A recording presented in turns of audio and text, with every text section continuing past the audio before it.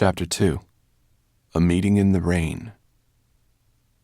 Slatebeard, the oldest dragon in the valley, had seen more than his memory could hold. His scales no longer glowed, but he could still breathe fire, and whenever the younger dragons were at a loss, they would come to ask his advice. Once all the other dragons had assembled outside Slatebeard's cave, Firedrake woke him. The sun had set. A black and starless sky lay over the valley, and it was still raining. When the old dragon emerged from his cave, he looked gloomily up at the sky. His bones ached from the damp, and the cold weather made his joints stiff.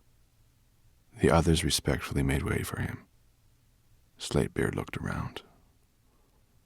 None of the dragons were missing, but Sorrel was the only brownie present. The old dragon moved through the wet grass, with heavy steps and dragging tail, toward a rock that rose in the valley like a giant's head covered with moss. Breathing hard, he climbed up on it and looked around. The other dragons gazed up at him like frightened children.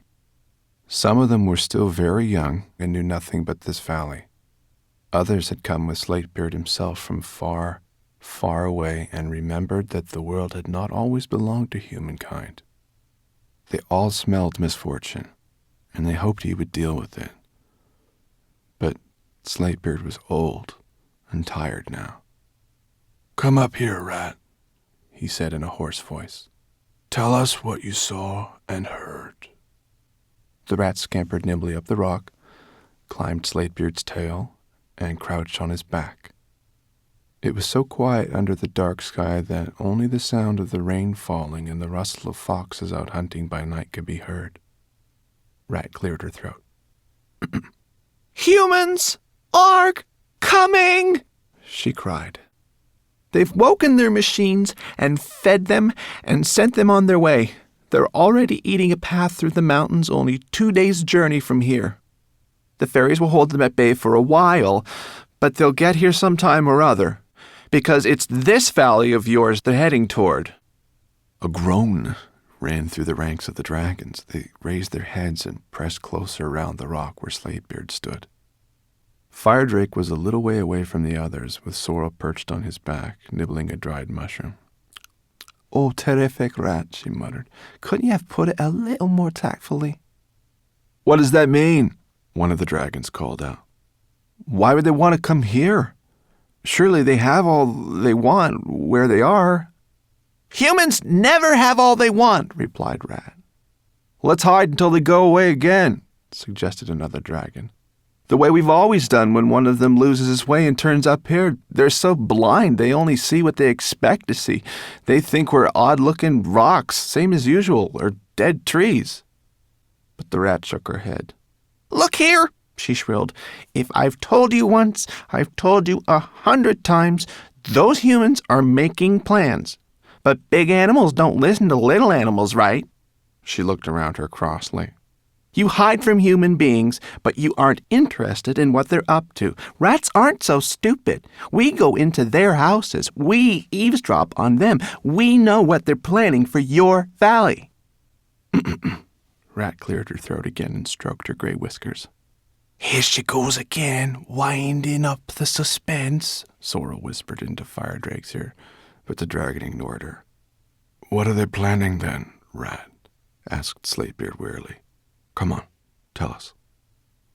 Rat fiddled nervously with a whisker. It was no fun bringing bad news. They're going to flood the valley," she replied, her voice faltering. "Soon there'll be nothing here but water. Your caves will be flooded, and none of the tall trees over there," she said, pointing one paw at the darkness. "And none of them will be left. Not even the tree tops will show above the water." The dragons stared at her, speechless. "But that's impossible," one of them exclaimed at last. "No one can do a thing like that. Not even us, and we're bigger and stronger than they are." "Impossible," Rat laughed sarcastically. "Bigger, stronger. You don't get it at all. You tell them, Sorrel. Tell them what human beings are like. Maybe they'll believe you." With an injured expression, she wrinkled her sharp nose. The dragons turned to Fire Drake and Sorrel.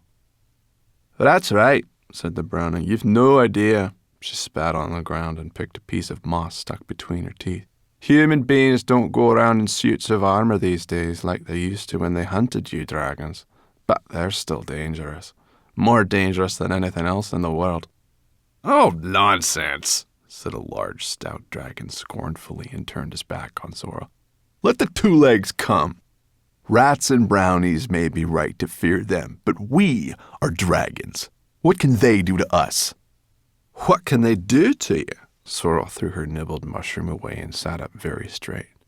She was angry now, and an angry brownie is not to be trifled with. You've never set foot outside this valley, dimwit, she said. I expect you think human beings sleep on leaves like you.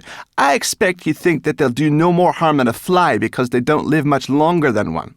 I expect you think they got nothing in their heads but thoughts of eating and sleeping, but they aren't like that. Oh no, not these days. Sorrel was practically gasping for air. Those things that sometimes fly across the sky? Being so stupid you call them noisy birds? Those things are machines built by humans for traveling through the air. And human beings can talk to one another when they aren't even in the same country. They can conjure up moving, talking pictures. They have cups made of ice that never melts. Their houses shine at night as if they've trapped the sunlight. And Sorrel shook her head. And they can do wonderful things, terrible things too. If they want to flood this valley with water, then they will. You'll have to leave it whether you like it or not.